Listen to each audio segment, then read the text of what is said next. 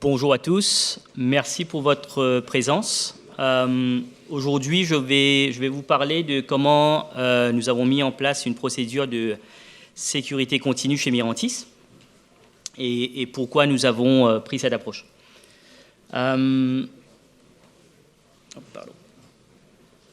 Alors, je vais pendant les 10 prochaines minutes parler un petit peu des enseignements qu'on a tirés de quelques sondages et de ce que nous observons chez nos clients. Mais également parler comment on a mis en place ces solutions sur la base de l'open source. Je pense qu'il n'y a pas de débat. Quand on voit l'adoption de Kubernetes aujourd'hui, c'est une adoption qui est croissante. Et cette croissance vient aussi avec de la complexité. On parle de clusters de différentes tailles, on parle de clusters hybrides. On a tout l'écosystème de la CNCF à gérer, donc ça vient avec une certaine complexité. Mais beaucoup de nos clients nous parlent de nouveaux schémas d'attaque et notamment des ransomware.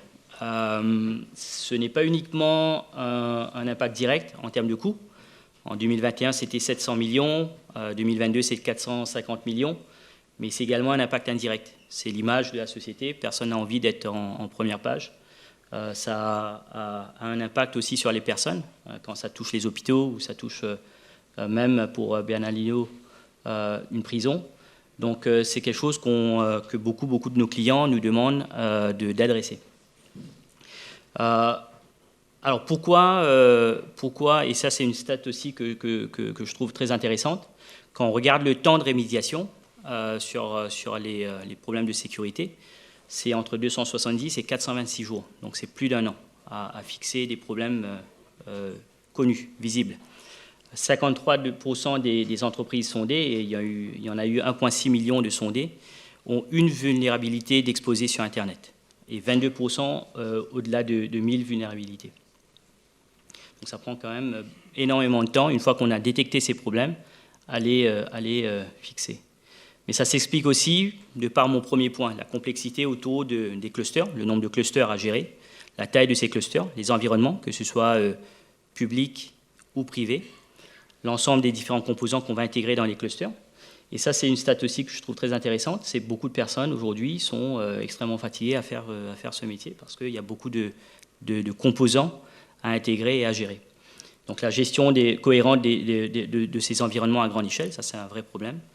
La peur de mauvaise configuration, c'est quelque chose qu'on voit aussi de par ces sondages.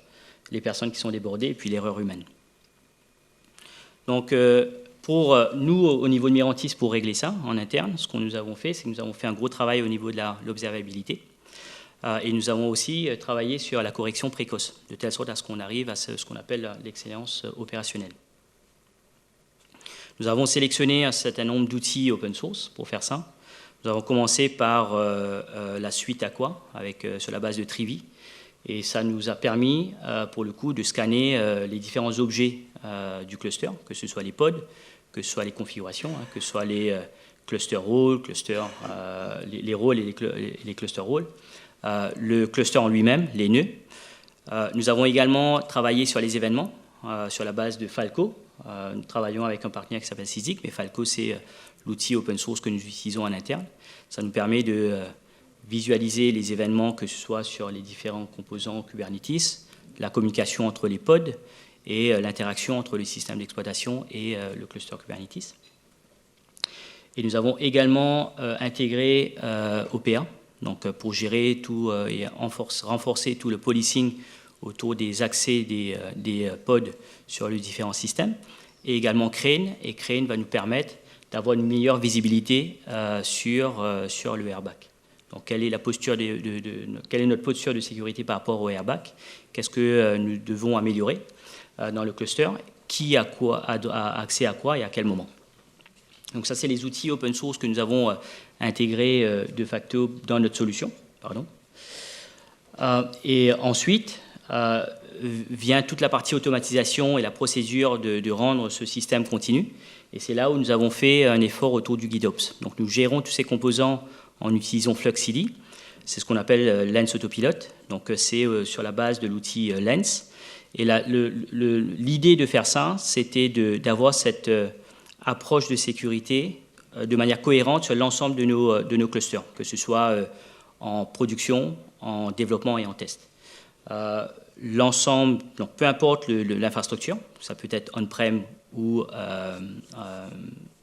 en public, l'ensemble des distributions Linux, Ubuntu, Red Hat Enterprise, Rocky, et également les différentes distributions Kubernetes qui sont disponibles.